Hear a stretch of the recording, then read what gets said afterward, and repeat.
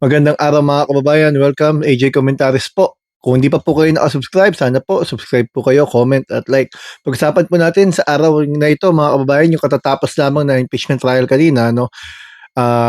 Ipinresenta nga si Acosta muli ang SDO ni VP Sara, yung Special Disbursement Officer niya, na sa mahabang pagtatanong sa kanya, isa lang yung tila ba napatunayan, ano? Na disusi si Acosta, kumbaga. Hindi gumagalaw, hindi hindi nagtatanong at hindi humihindi lalo na sa mga kagustuhan ng mga kinikilala niyang dapat sundin. Ano? Naiintindihan natin, tauhan siya ni VP Sara Duterte, pero nung sinabi ni VP Sara na ibigay lang sa security officer yung mga halaga ng pera na e-encash niya, eh wala naman siya reklamo. Bagamat siya yung dispersing officer, eh ipinapasa niya doon kay La Chica, doon sa security officer ni BP Sara, yung responsibilidad na kanya dapat ginagawa. Ano po ba yung Special Disbursement Officer? Yan po yung magandang pag-usapan dahil nga nangyayari kanina, pinapasa niya yung responsibilidad niya kumbaga kay La Chica, doon sa security officer dahil yun daw ang itinalaga ni BP Sara na bahala na mag-implement at mag-disburse somehow ng mga pera po ng taong bayan to na confidential fund doon sa mga sinasabi nilang recipients. Iba-ibang pangalan ng tao, may mga pagkakataon sa isang araw ay iba-ibang lugar. Kaya nga maraming tanong na nabuo mga kababayan. Unang-una, ano ba talaga kapangyarihan ng Special Disbursement Officer? 'Di ba malinaw po sa Circular 2015 na dapat po siya ang directly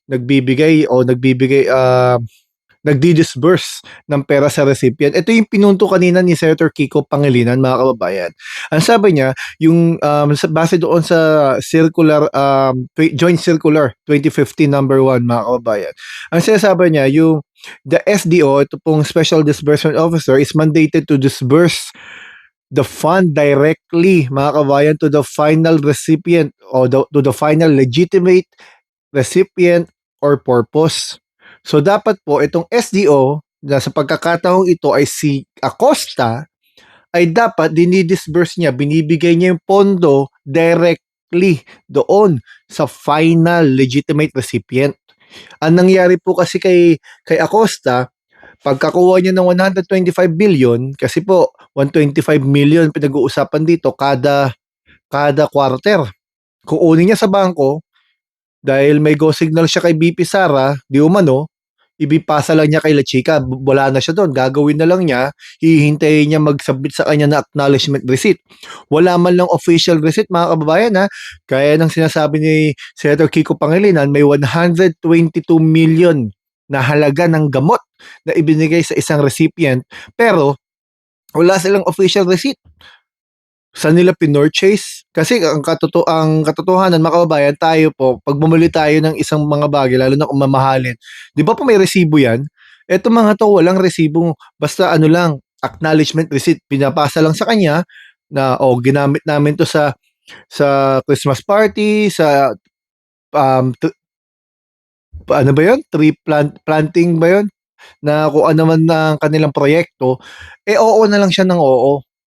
Ang masakit sa nangyari sa kanya, mga kababayan,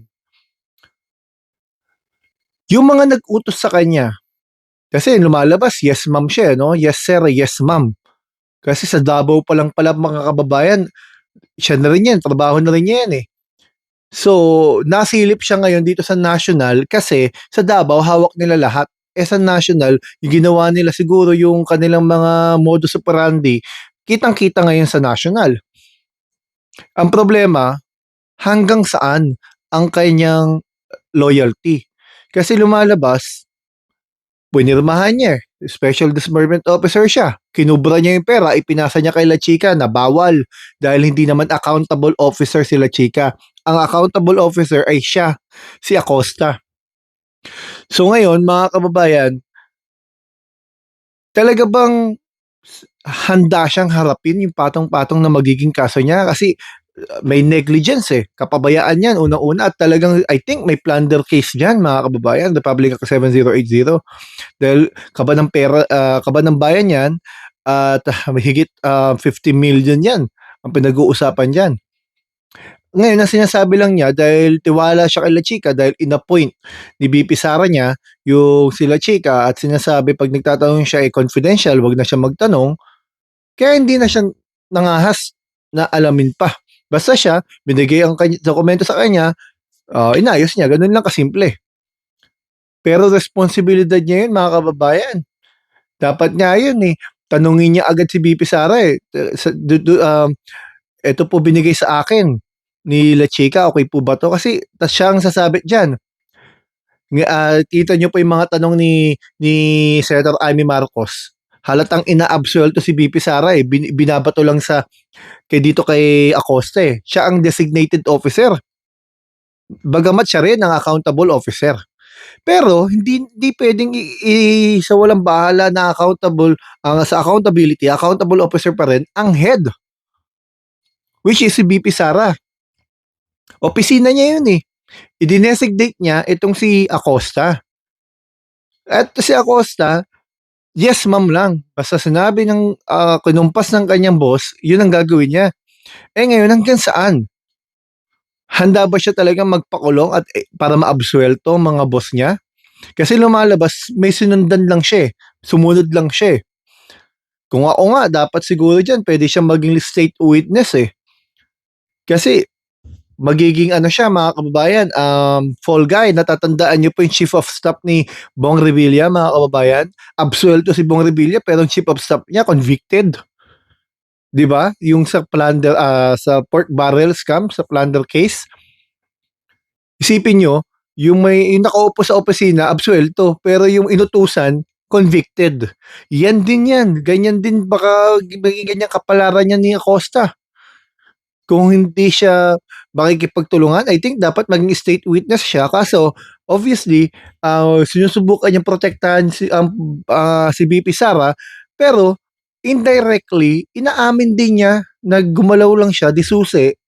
Kung ano sabihin ni BP Sara, sunod lang siya. Sinabi ibigay yung 125 million kay La Chica, binigay niya. Lumabas yung iba-ibang pangalan na hindi nga niya alam kung totoo. Sabi na lang niya Elias. Pero bagamat Elias yun, mga kababayan, bagamat alias yun, di ba responsibilidad nila na alamin? Kasi mga kababayan, hindi ibig sabihin ng confidential, sikreto. Kasi kung ganyan sa sistema, lahat ng politiko natin magko-confidential yan para hindi ma-question. Di ba? So, hanggang saan kaya, mga kababayan, itong ginagawa ni Acosta na obvious naman indirectly inaano na niya sinusubo na niya sila Chica at si BP Sara pero nagmamatigas siya in a sense na napaulit-ulit lang yung sagot niya, template niya sabi ni Senator Soto kasi obvious naman na ayaw niyang masisi si BP Sara pero hindi pwedeng hindi dahil sinabi niya sumunod lang siya sa inuutos. Obviously, merong dapat managot. 'Di ba mga kababayan? Yan yung mga pag-uusapan natin sa part 2 ng video na ito mga kababayan. Kung hindi pa po kayo na-subscribe, sana po subscribe kayo. Maraming pong salamat mga kababayan. AJ Comentaries po. Hanggang dito po muna.